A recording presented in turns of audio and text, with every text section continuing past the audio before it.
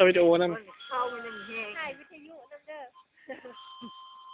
วันนั้นเลยมาหาถ่ายขอมันเลยก็เปิดบ้านโผล่กันร้าน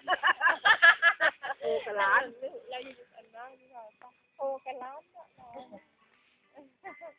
แต่มือเราถ่าย ถ่ายเพิ่น ถ่ายมดก็เคยแอนนำเนาะไปแอนถ่ายตุลีก็ถ่ายว่าโหลงอันดูอย่างก็ถ่ายไปนั่งแล้วตะปุกโบราณก็ บ้าคือไปเพิ่นเอาไว้เบิ่งบรรยากาศอยู่เด้ ถ่ายเป็นเบิ้ง อืม ตายไปแล้วมันไม่ได้เห็นนะตายแล้วไม่ได้เห็นได้ไปเด็กอีกโคตรบ้านใช่ไหมเห็นแต่ลูกไปซื้อเจ้าเคยถ่ายรูปอยู่